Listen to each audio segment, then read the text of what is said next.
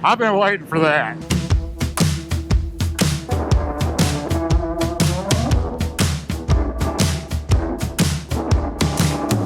Ain't got no gas in it.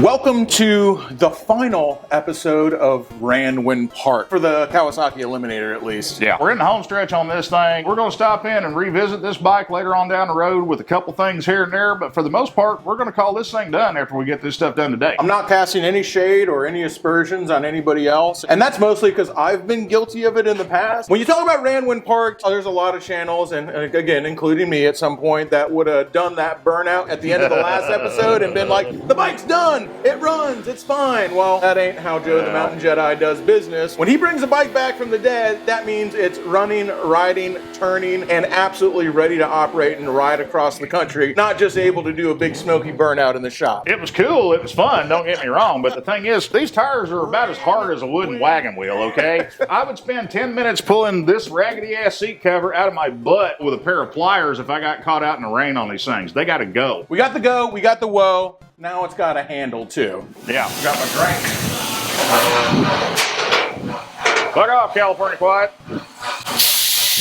I know a lot of you guys have been hitting me up about doing a fork seal video. Now, there are going to be a couple of areas in here where I touch on modifications that you can do on your fork to little to no cash, improve the ride, stiffen it up a little bit, give you a little bit more compression damping, a little bit more resistance to bottoming out whenever you're hitting big bumps, things like that. First things first, all this, it's gotta go. Now, that being said, when this video comes out, chances are it's going to premiere on Memorial Day. And that's something that means a lot to myself, my family, a multitude of friends of mine, and some really awesome people that I've had the privilege of meeting in my life. Memorial Day, it's a day of remembrance. Yeah, everybody looks at it as a day where take off from work, grill out some dogs in the backyard, have a few beers, whatever. And that's fine, there's nothing wrong with it. But please do me a favor. In remembrance of all of those that paid the ultimate sacrifice for the freedoms that we enjoy in our country. Keep them in your mind, keep them in your heart. And to all the Gold Star families out there, your sacrifice to our country and our lifestyle is truly humbling to me. And I cannot begin to express my gratitude to each and every single person out there who may have been touched in this way by a service member's life and their sacrifice. From the bottom of my heart, thank you very much. And on a slightly lighter note, if things work out the way that they're supposed to, Petty Officer Squid Boy is probably sitting right next to me on the couch watching this episode when it comes out. If you are, bravo Zulu, sailor.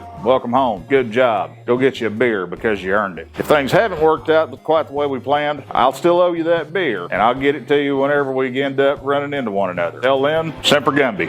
I love you, son, and I'm damn proud of you. Okay, taking the front end off of this thing, obviously, we got to put a jack underneath it to where we can hold the weight of the bike up and everything. Wheel, fender, forks brace, front calipers, the speedo drive, all that's got to come off of here. That way we can get the fork legs out. Now, I know there's some videos out there on the web showing you how you can do fork seals with the tubes in place on the motorcycle. We're going to go ahead and take them off, and there's a couple of specific reasons why I do that. And I'll explain that whenever I get a little bit deeper into it when I get them apart and I get them over on the bench. A little different than your conventional forks, and we'll do a conventional fork video eventually, but these are a conventional fork. It's just, it's not real conventional how they hold the springs in, because they don't have a threaded plug in the top. They've got a plug that floats in there that's held in by a snap ring. You got to push it down, dig the snap ring out, try not to have the plug shoot out with the spring pressure and drill a hole in your skull. It's a little fiddly. I got to get the plug moving first before I can get it pushed down and get the snap ring dug out. Was this all Kawasaki? A few of them here and there. Like my 250 Eliminator was set up like this. The 750 Vulcan was set up like this because they use the same fork. It's not real common. I mean, it's out there, but you just don't see it all that much. What I was doing right there, that little plug is floating on top of the fork spring, and the snap ring's the only thing holding it in. So I gave it a couple of smacks with a hammer and a socket just to pop it down and get it moving, because I got to push that thing down to be able to dig the snap ring out. There, it's moving. I got to watch out where I'm pointing that pick. I was about to say, dude, we're in the danger zone right here, bud. My wife would be very upset with me. This the right way is infuriating at times. I know, the wrong way is so easy. It's quicker, but it's not right. I bought this from Ted's V-Twin. Tons of them out there. You can find them anywhere. Comes in handy, and I use this whenever I'm doing forks on pretty much anything and everything. Is like a extra set of hands. We're going to use it in a way that it was not quite intended for, but we're going to get the job done nonetheless. Now, if you're doing this at the house, well, if you're doing this at the house, you're probably dropping shit just as much as I am. Now, see, if you're doing this at the house by yourself and you ain't got an extra pair of hands to help you out, you got to be able to hold the fork tube to keep it from compressing down into the fork leg while you're trying to push that plug down to dig the snap ring out. You got to be careful when you do this, but take a rag, wrap it around the bottom of the fork tube here, put a hose clamp on the outside of the rag. That way the rag is padding the chrome here on the fork tube where you don't have to worry about scratching that up. It's going to keep the fork tube from compressing down into the fork leg, and that way you can get the plug out of it. Or so the theory goes. We're about to find out if this works or if the advice for doing this is make a friend. In which case, that's a whole different video on how to make friends. Take it and stick it between your feet like that to where you can push straight down on it. And I'm just using a socket stuck on a ratchet, you know, for a little bit of extra leverage where I can kind of control it. Oh yeah, I can push that down. While you're holding it down, you got to root around in there with a pick and get a hold of the snap ring to where you can get the snap ring up out of there. Thing is, that snap ring is so damn thin. Not being any fun, so we're going to cheat. We're going to move over to the vise. I don't know that just holding it's going to do it. I'm kind of beginning to wonder if somebody may have already done something with the springs in this thing. Like if they put some heavy duty springs in it? Possibly. I'll admit this one's kicking my ass. It's all about being honest about how the bikes come back together, not about movie magic where we just get to say it was easy. The problem is that snap ring is just so damn small and that groove is so deep, it's so hard to get down in there. Most likely I'm going to need to be able to manipulate both picks. Whether you're able to replicate any of this at home, we'll always do our best to show you the best way we know how to do that, but we can't guarantee it. Yeah, well. Some things are just difficult, man. Grab that and push down. Okay. Like straight down. Oh, yeah. Shit. See? There's the problem. Let me try something here. Okay. We're on like plan 4 right now. Even Joe doesn't know everything right off the rip, man, even though it seems like it. Hey, a lot of this I pull out of my ass on the fly. I ain't going to lie about it. You know what? Hold that. Is that going to work? It's sketchy, but it'll work. We took a big C-clamp and we hooked it underneath here with a socket on top of that air valve to where it'll push down. The downside of doing this, you got one hand that's kind of committed to holding the C-clamp in place. But I can get down in there and get that stupid snap ring and try to fish the little bastard out of there. You want me to hold that C-clamp? Yeah, I'm gonna need you to. Yeah, I gotta have both hands. If I can get underneath it, lift it up. Yep, right like that. Yay, now we got a snap ring out. That is definitely a 2-person job, man. Yeah, whenever I'm doing these at the shops, have an extra pair of hands and I can be like, hey you, come here. Now here's the scary part. That spring is still under tension. Uh-oh. So what's happening is, plug, there we go. There we go. That is scary, dude. That plug, just that little sharp edge right there, was grabbing a hold of that snap ring groove in the top of the tube here just enough to where if I didn't have my hand on it, boing, yeah, you're we'd about have to been get digging it out of the ceiling. Let me get this thing out of here and we'll go over here and show you how this thing actually comes apart. What we're fixing to do as far as disassembly and cleaning and whatnot, this is going to be applicable to pretty much any and all conventional style forks that are out there, street bike or off-road, whatever. If you've got cartridge rods in your forks, then yes, there will be some slight variances on it, but all in all, at the end of the day, the nuts and bolts, meat and taters of it is going to be the same. Already pulled my dust wiper seal and my retainer snap ring for the fork seal itself out of here before I embarked on this big odyssey for digging the fork spring and the seal and everything out of here. That oil doesn't look terribly bad. I wonder if someone just replaced the oil and then didn't rebuild them. Usually the oil when it comes out looks way worse than that, but we know they were leaking. Let me get it apart and we'll see. This is one spot where a lot of people tend to struggle and they have problems with. You don't have an air compressor at the house and you got a buddy that does, go take him a 6-pack and say, hey, give me a hand for a second. If you don't have a buddy that does, go make one. Take your air gun with a socket that fits the damper rod bolt, stick it in the bottom here. You want to make sure that it's in all the way and doesn't have a bunch of road funk or something in there because those bolts are made out of string cheese and it'll tear the head out of them real easy if you're not watching. Take the fork and extend it all the way out and then kind of put your thumb against the end of it to where you can hold a little bit of tension against the spring that's still inside the fork on the dampener rod while you're trying to break that bolt loose. They just tear it up? No, it's spinning very freely. I'm wondering if somebody did do forks on this thing and I hope to God they didn't put Loctite on there. Uh-oh. All right, what gives? I rarely ever have to do more than just give it a couple of burps and it's out. Someone was inside this bike, we know that, and they did some things right, they did quite a few things wrong. Yeah, I'm wondering if they put Loctite on here. Shame on you. Don't ever do that. That's bad. Trying to make sure I didn't just fuck up the damn head of that bolt. God damn it. Fucking thing's spinning. So now we get to show somebody how to drill the head out. Yeah. Well, unfortunately, right now we're having to go for the nuclear option because it appears that somebody thought they were doing the right thing and put Loctite on it. There's a time and a place for Loctite. What I found, it's in less places than you think. Yeah. Safety squints engaged for old OSHA in the crowd. I know a joke about it, but seriously, folks, if you're doing something where you got metal slivers flying around, especially if your nose is 6 inches away from it like mine is, use common sense. Wear some iPro. Don't do like I'm doing right now. There we go. There. That used to be a one-piece bolt. Now it is a Bluetooth bolt.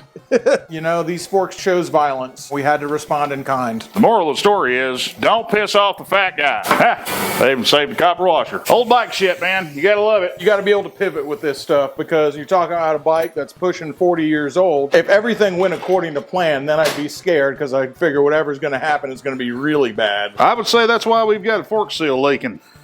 Uh-oh. Oh, no. That's where somebody has royally dicked it up. So that's probably somebody putting that thing in a clamp to change the fork seals.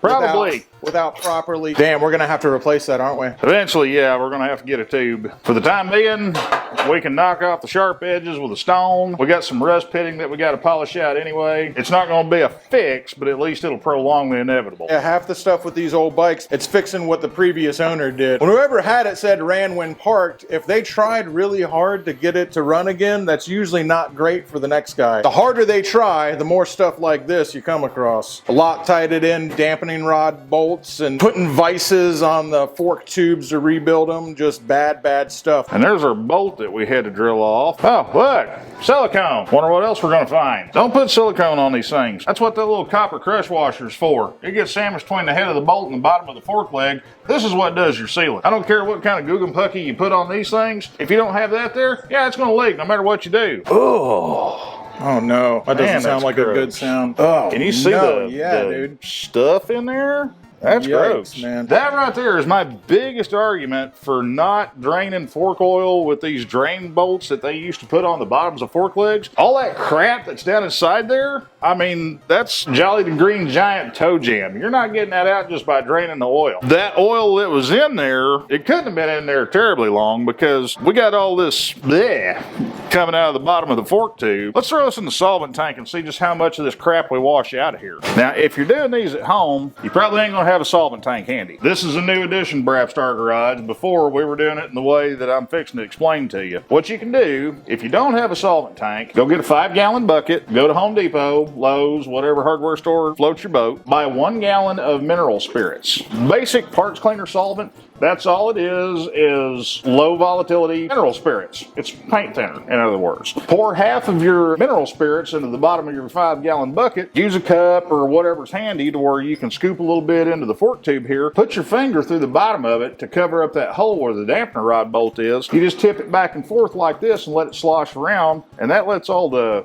stuff get loosened up and to where you can rinse it out and flush it out. Now I'm going to dump this in the bottom solvent tank here. Watch all the crap that comes out.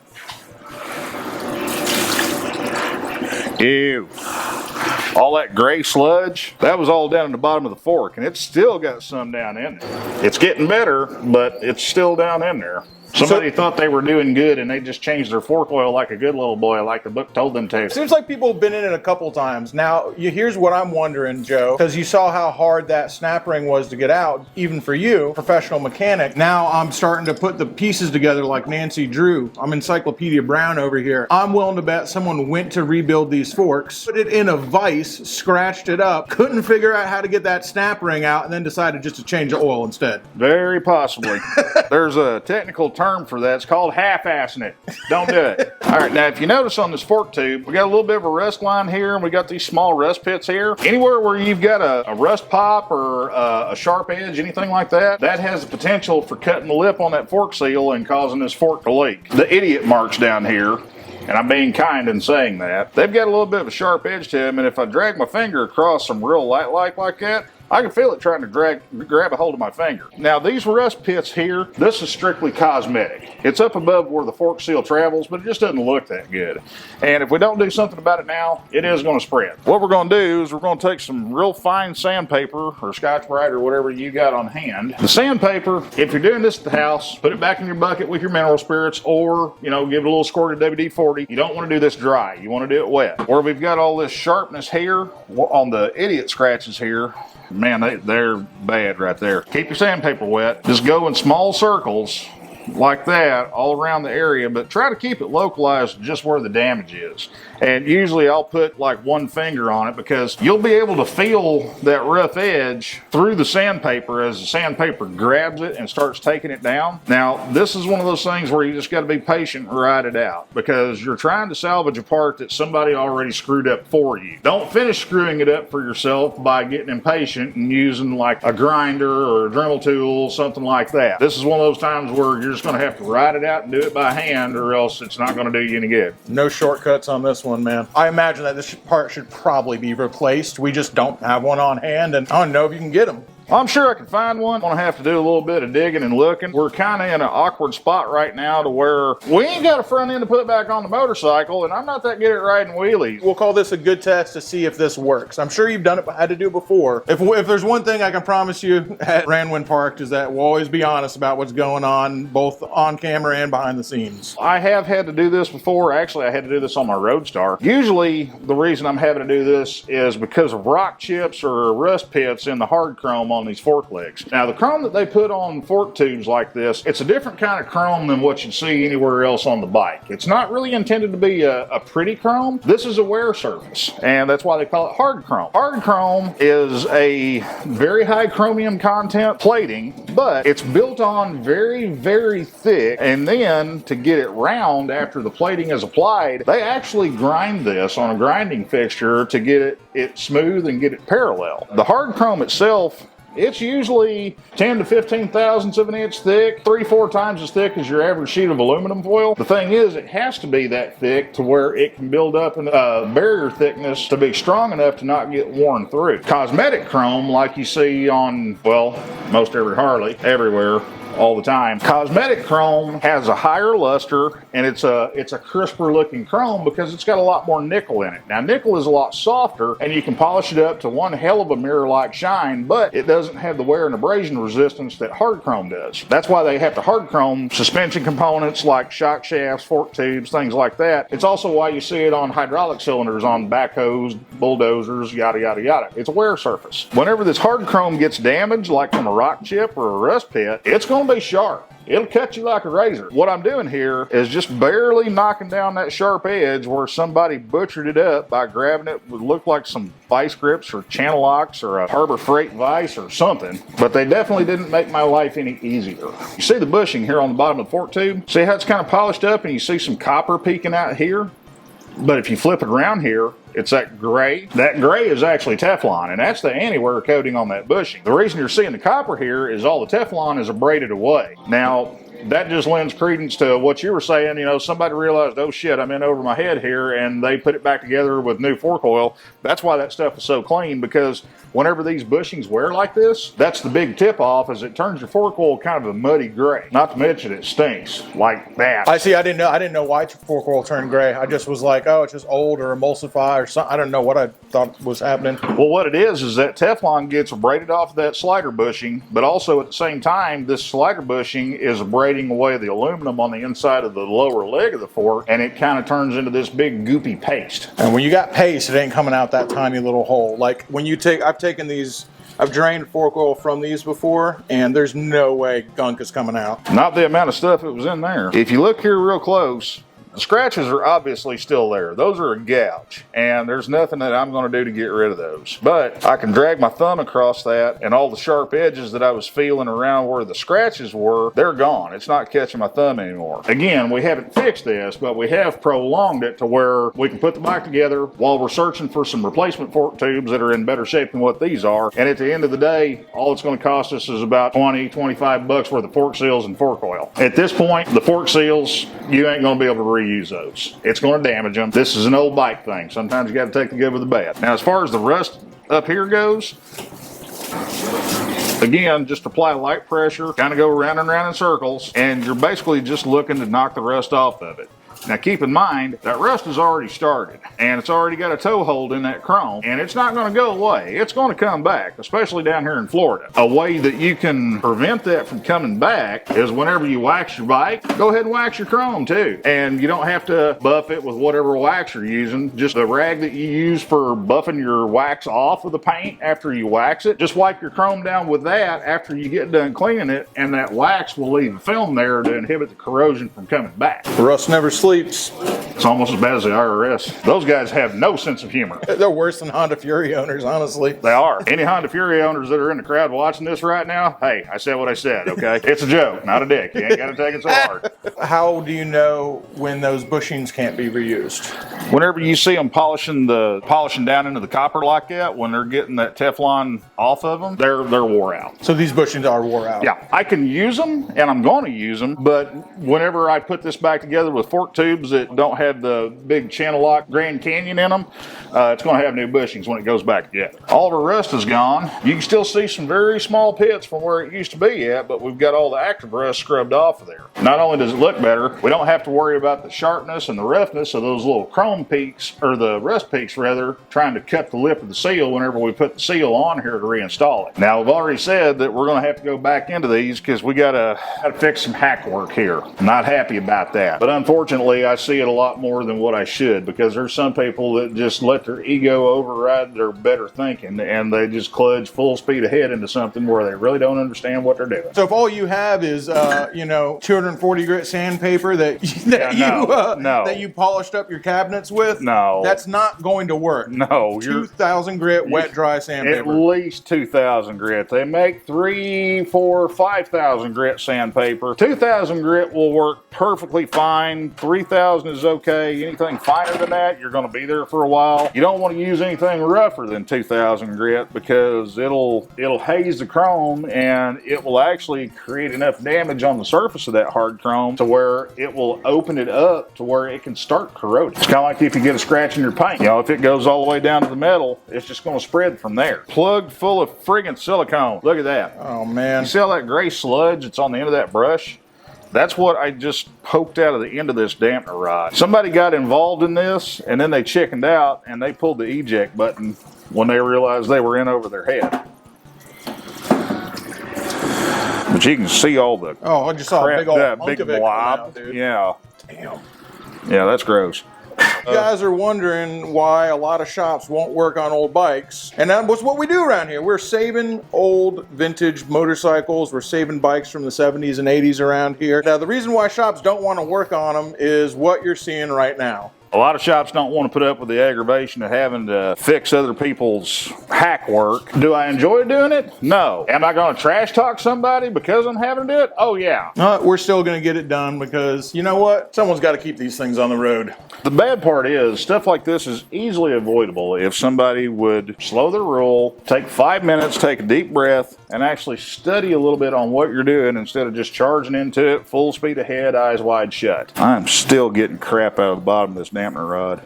I wonder if they did both or if they stopped at one. It'd be nice if they just said, you know what, I'm out, and quit at the first one, but usually I don't get that lucky.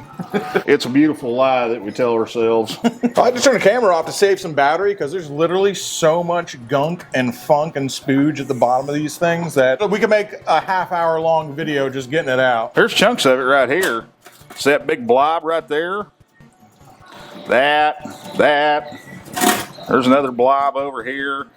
This is all the stuff that was sitting in the bottom of this fork tube that I could not just rinse out by doing what I'm doing here. I had to take a stick, scrape it loose to move it to where I could wash it out. What I did is I used the good old claw here and stuck it around, and well, it's kind of like that scene from Total Recall, except without the the deviated septum part. Gave me nightmares. I know, man. Every time I see that part, I'm like, oh. That was a good Arnold impression. You always want to take a wire brush or a piece of steel wool, and before you call it good, go around the inside of the top of the fork leg here where the bushing and the seal presses in. That way you can make sure that you don't have any little pits or specks of corrosion that's going to hang up and cause the seal to go in hard or cause the bushing to bind up whenever you drive it into the fork leg. We got all that stuff. Now let's get it out of here, dry it off, and we can start putting it back together. Going back together with this stuff. You got your bushing on the bottom. This is going to be replaced whenever we go back in to replace all the stuff with obvious pecker tracks on it. No, I'm not butthurt about that at all. Let's give it a little shot of silicone here on that bushing. Spin it around just a little bit, just to kind of pre-lube it a little bit, just to give it a little bit of extra slickum. Don't linger too much or else this could be construed as recreational. We're going to take our dampener rod and drop that down through there. Small little sidebar here. This dampener rod, what it does, if you notice, this cone on the bottom, technically this is called an oil lock. And you notice it's got a taper here. Well, whenever you're riding down the road and hitting small bumps, things like that, the oil is flowing through these holes in the dampener rod and around the bottom of the fork tube here. That's what provides your initial fork damping on compression and also controls rebound damping to a certain extent. Say you hit a big pothole and the fork is riding real low, or if you got a handful of front brakes, in a panic stop, notice how that taper starts occupying a lot more space inside there. What it does is once the fork compresses a certain distance, these holes are covered up, but it's still going to be moving oil from around here. So they put a taper on this oil lock to where the last inch and a half of travel, it firms up a lot, and it really restricts the flow of oil, and that keeps it from blowing through the stroke and just slamming into the bottom of the triple tree whenever you hit a hard bottom out. California quiet. On this dampener rod, it's got this little tiny snap ring that locates that oil lock on the end of it. So we got that back down in its groove. You got to take the oil lock and slip it over here. And you notice how it only runs up so far and then it stops because it's catching that snap ring? Well, look there. That is flush with the bottom of the dampener rod here because that's what locates that oil lock in the bottom of the fork tube. Whenever you've got the bolt in from the bottom, take that very carefully, slide it down inside the fork leg, let it bottom out. I like holding them horizontally like that. That way that oil lock doesn't fall off the end of the dampener rod whenever I'm trying to get it down in there. It's one less part to juggle if you hold it like that when you slide it in. We got our new bolt with no Loctite and no silicone and a copper crush washer that's going to seal just fine. Just hold it like that, run it up here in the bottom. Oh, look, caught on the first try. That's it. That's all you need. Just give it a couple of burps. It's plenty tight. It's in there. It's seated. It's not going to go anywhere. Plus, you'll be able to get it back out later on down the road if you need to. I try to show you guys the way that you can do this on your own at the house without having to spend a lot of money or buy anything sexy, fancy, anything like that. Well, luckily, Josh found his piece of PVC pipe that he uses for doing Harley forks, and double lucky, it fits these, even though it's not quite the same size. Just to give you a heads up, I really don't know if this will ever make a difference to anybody in any situation at all. But one thing that I like to do on this upper bushing, whenever you press it into the fork tube, what I do is I'll take that split, I'll look at where the the fork is oriented at. Like this is going to be the part that's facing the front of the motorcycle. What I like to do is I like to put that split at the back because forks aren't straight up and down, they're angled like that. So what's happening is you're carrying load on that bushing on the front side here. It's trying to rock the tube this way. So I put the split on the opposite side of that to where you don't have that little gap in there to where if it's got a high spot or it's slightly out of round, that way it can't wear through that Teflon coating premature. Yeah, we're going to be redoing all these because of the damage that we found, but hey, it's a good habit to get yourself into. Go ahead and do it now. It's something that where you're building a skill set, it'll stick with you. That's not square. Not really. That side's square enough. You want it cut, as square and level as you can get.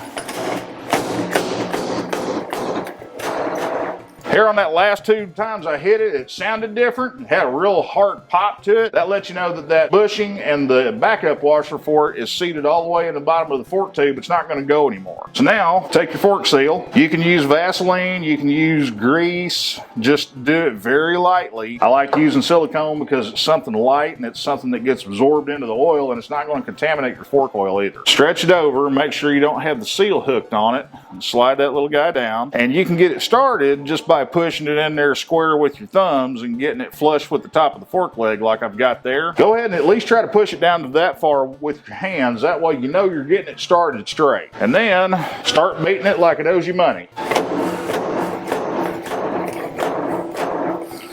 Now I like hitting it 3 or 4 times, and then I'll look to see where my groove is for my snap ring that retains it. I ain't there yet, but we're getting closer.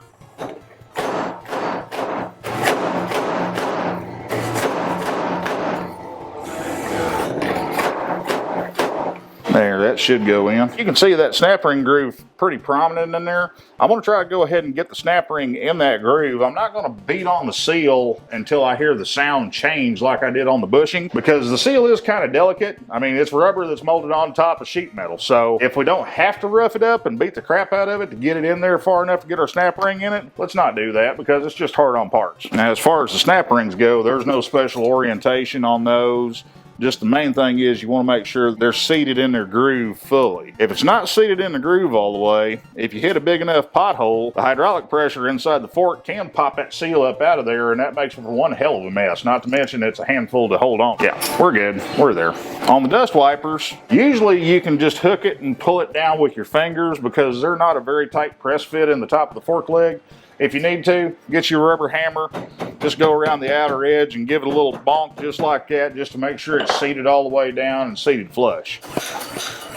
We got a fork together. Now we got to put oil in it. That's where things get a little bit different. Harley is guilty of this, and I don't necessarily agree with it. It's the way Harley's done it for years. The Japanese manufacturers also give you a volume spec. They'll tell you, say, 10 ounces per fork leg if it's been totally disassembled. I prefer to do it by oil height. Whenever you measure fork oil height, that is a surefire way to guarantee that you have the same amount of oil in each fork leg. Say you pour 10 ounces in this fork leg and 10 ounces in the other fork leg. Well, if you've got a fork spring in one side that's a little thicker, that thicker spring is going to occupy more volume inside the fork, and it's going to make the oil level in that fork higher because the spring's occupying more volume. If you do it by oil height, that way you can guarantee you have the same amount of oil height in both forks. You got to think of it like this. Our fork cap here, it's got an O-ring on there. There's a reason for that. The fork's a sealed unit. Even though on these you can add air pressure to it to kind of bootstrap the fork spring, at the end of the day, it's still a sealed chamber. So what happens, there's our fork totally extended. I'm going to put my hand on it and push down.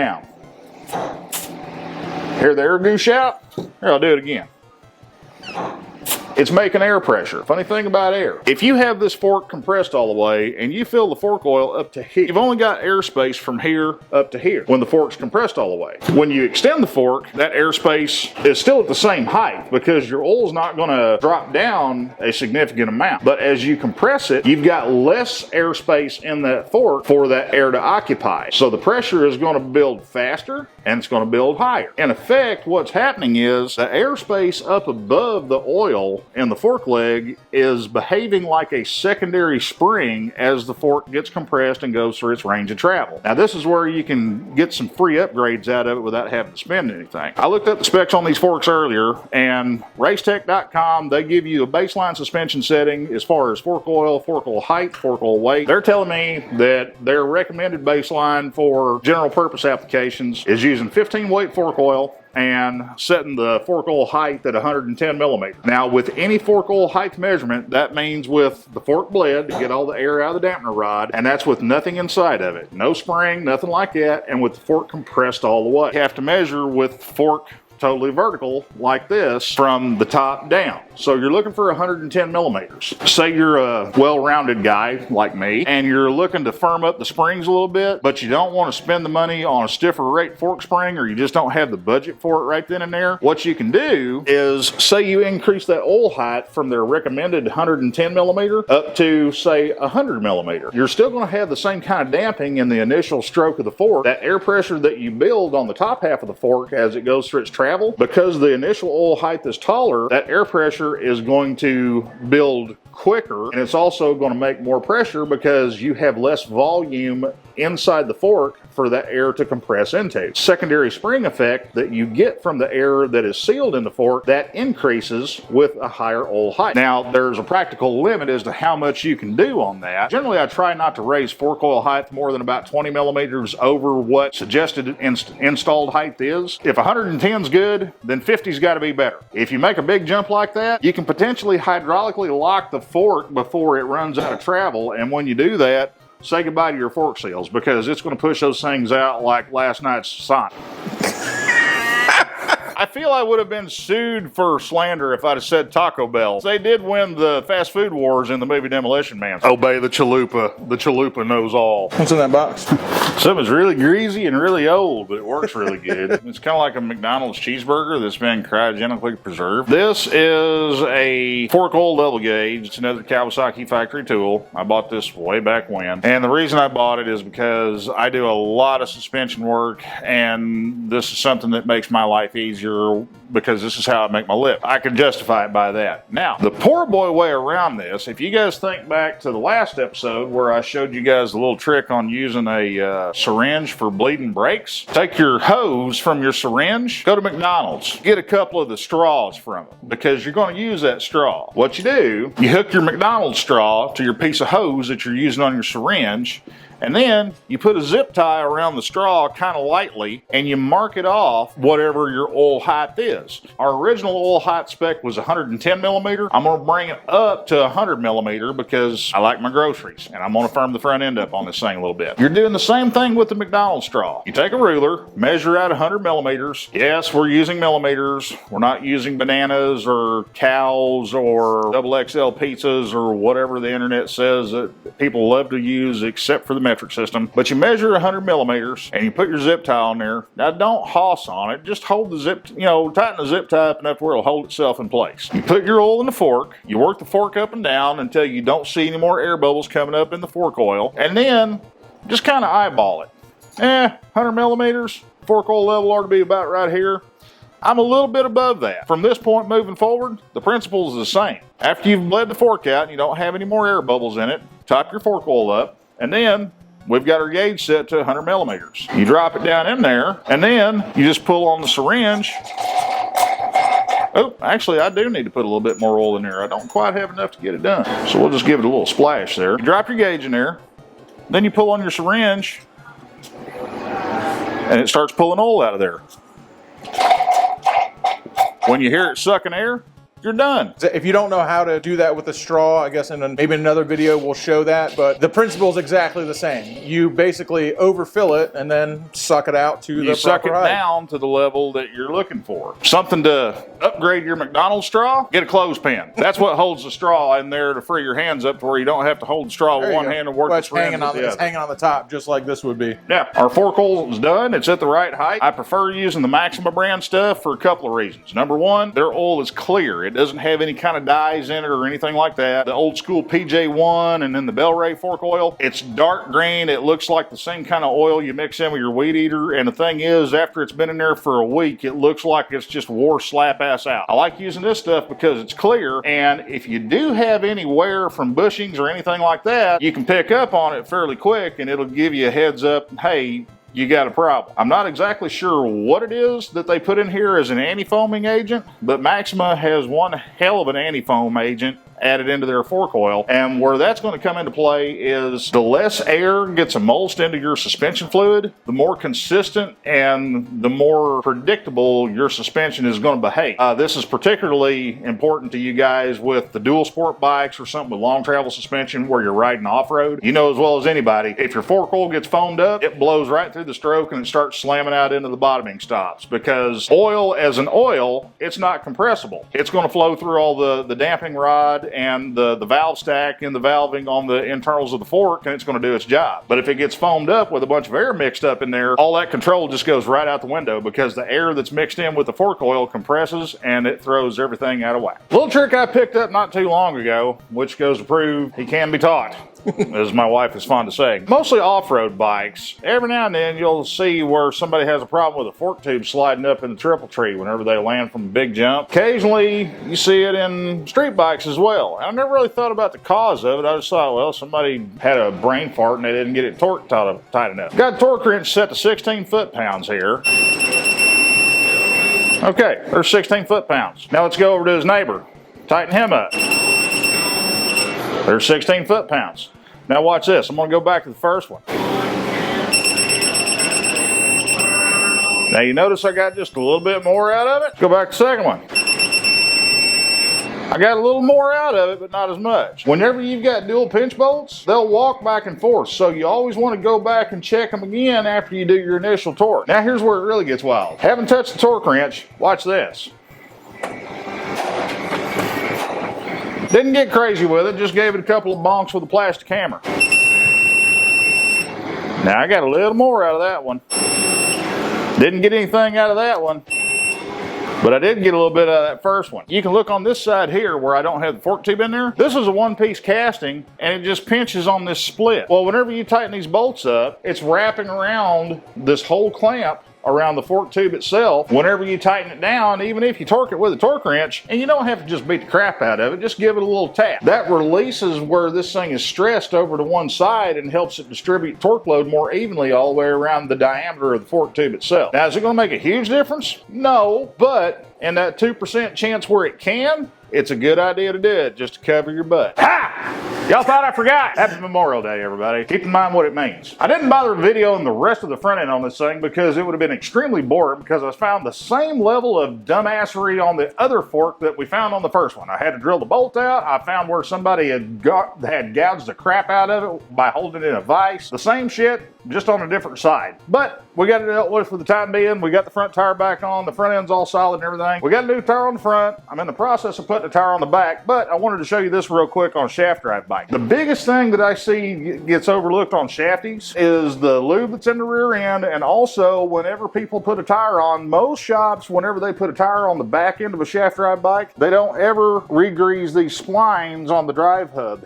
here. And if they do, they just glob the crap on there and it ends up flinging out on the wheel. It makes a mess. We know that the lube in the rear end on this thing was full and it was fairly clean. It's still kind of an unknown quantity, so we're going to pop the plug and let that bleed out while I'm doing the rear tire on that thing. And it's real simple. They just got a drain bolt on the bottom of the housing. That stuff's fairly clean, but it looks a little on the thin and watery side, so I'm kind of glad that we're doing it. We don't know if it's right or not. Occasionally what I'll do, if I've got one that's real nasty, I'm not going to worry about it on this because that's pretty clean. It's got good color to it. If I get one that's real gross, if I've got the wheel in place, cleaner in there, spin it around, just help it to kind of agitate around and wash out some of the funk that builds up inside of them. You don't have to do that, but it's just something that I prefer to do just to try to, you know, get all the crap out of it that builds up. Because usually by the time I see them, they've been neglected for a long time. We got some new lights in this thing that we can actually see by. We swapped out all the light bulbs for LED stuff. Also, I swapped out the turn signal relay for one that's adjustable for flash rate. That way, they'll actually flash like they're supposed to, because the flasher relay is based on the load that's put on the system, and LEDs have such a low current draw to them. This stock flasher, it wouldn't even work. They wouldn't even come on. So I had to put an aftermarket flasher in there. It actually has an adjustment available to it to where I can change how fast it flashes. We got a headlight we can actually see with now.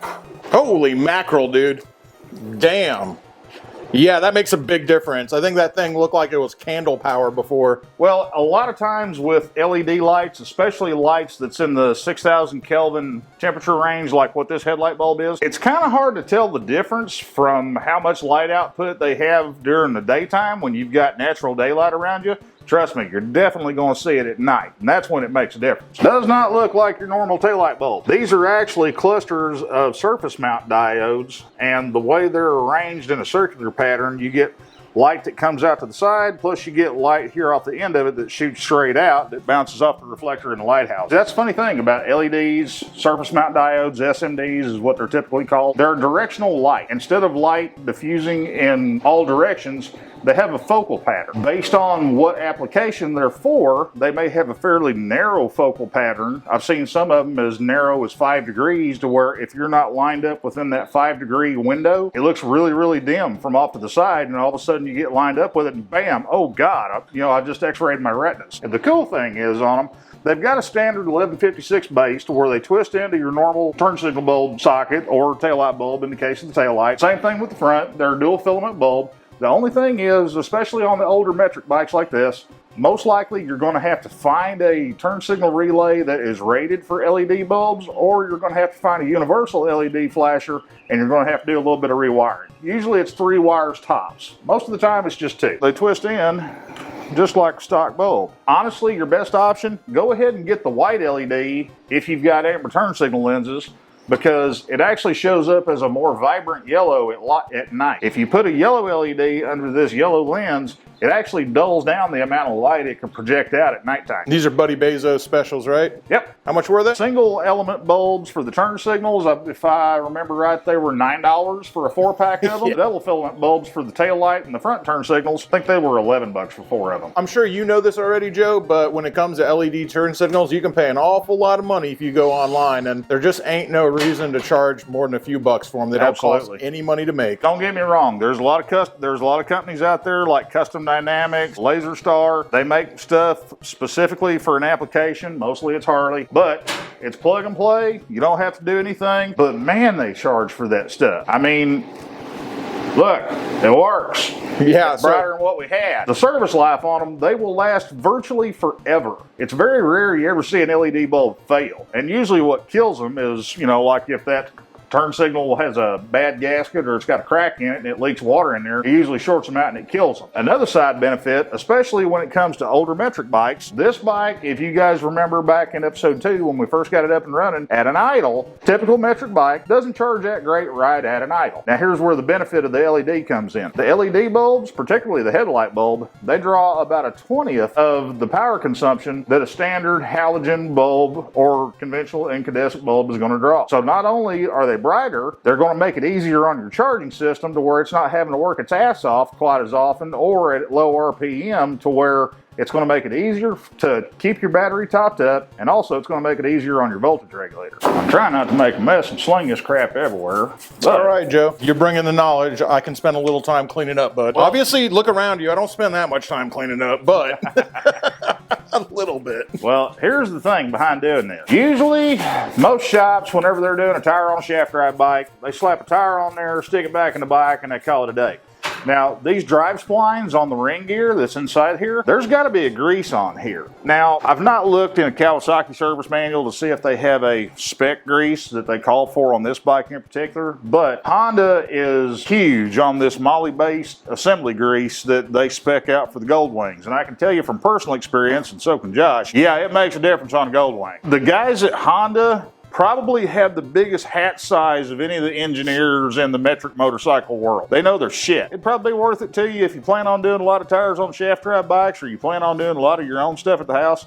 Go ahead and spend the money on a tube of this stuff, keep it around. It'll probably last you until you're wearing an adult diaper walking around with a walker, because a little absolutely goes a long way. Yeah, it does not take much of this stuff. That little bit that I squeezed into the splines right there in that area that you see, that's literally all you need. That's actually more than what you need, because probably 2/3 of it's going to get smeared off by the wheel whenever you put the wheel up in there. Use number 136 for your party pack of syringes. Right. Not just for itchy and scratchy anymore. Filling these things up is always kind of fiddly, and it's real rare that I ever find a funnel that actually works without spilling half of it on the floor. Use the syringe body as a funnel, cram it down in there, rinse, lather, repeat until it's full. And you'll know when it's full because it'll start running out all over the place. That's the usual spec for almost any rear end, right? Is just fill up to the hole. Yeah, you fill right? it up to the bottom of the fill hole. Just a heads up, especially if you got something that's a Honda. A little fill cap on the side of their shaft drive housing, engineered fragile, so to speak, because they'd rather have you bust this thing than pull the threads out of that housing. If you notice, we got an O-ring around this thing. Just put that thing in there and run it down until it's just bottomed out, or, you know, hand tight. Put a wrench on it. That little bit right there, that was me squishing the O-ring down. Now it's bottomed out. That's all it needs. So I've made this mistake before, and it's easy to make when you've got a wrench that's literally a foot long that they give you to tighten it, and so it looks like you ought to haul on it. Yeah, everybody's bigger is better brain defaults to, hold smash! Well, it ran when parked, but it doesn't have to be parked anymore. And that's a pretty good thing. Last time we were messing around with this bike, we punished the shit out of the rear tire because it was old and it was evil, and we decided to give it a Viking funeral power as a send-off. But let's go see what happens with some fresh rubber on it and see what it actually does when we put it on the road. That's the difference between making cool motorcycle noises and smoky burnouts in the garage and actually being a motorcycle that can be utilized. When you're bringing a bike back to life, it's more than just making it run. I'm so guilty of doing that on my channel over the years, dude. And Joe, as they say, is showing me the way. My ass fit the seat long enough to get it out of the garage. See how it does going down the road. Yes. That is what we like, that is what we want, that's how it should be. What's funny is, when you're sitting on this thing, you don't really realize it until you look down, you got motor poking out of both sides of the gas tank, and it makes you realize there's a lot more motorcycle here than what it feels like just from sitting on it and reaching to the bars.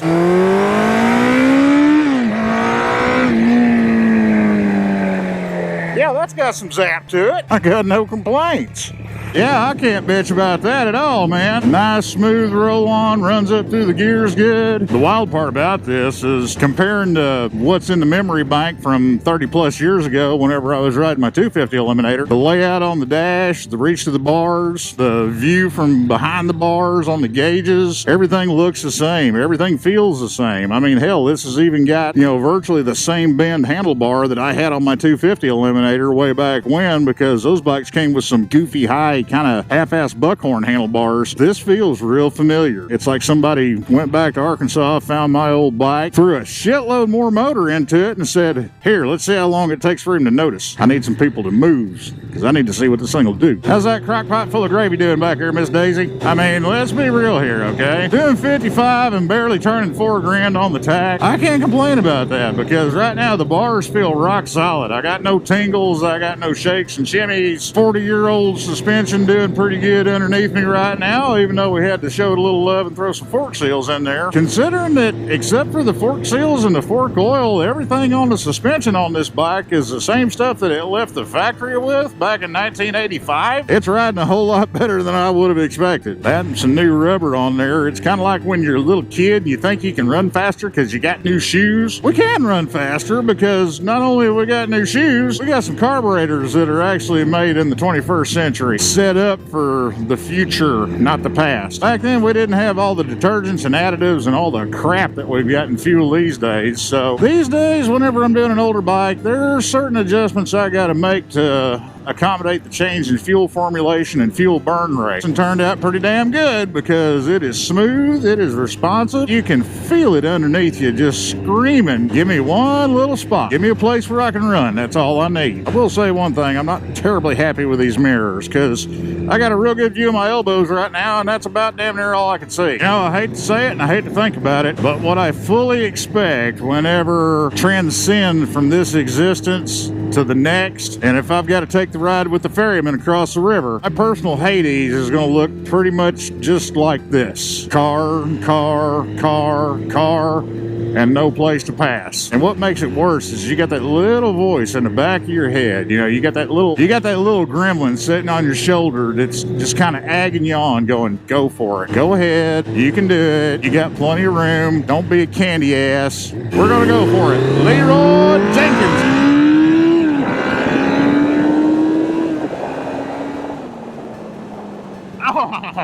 I've been waiting for that. Unexpected about this bike and about the way it feels, because it's perfectly happy just plunking along, being Mr. Nice Guy, doing the speed limit, 45 mile an hour. Yeah, cool, man. Sure, fine. We're good with that.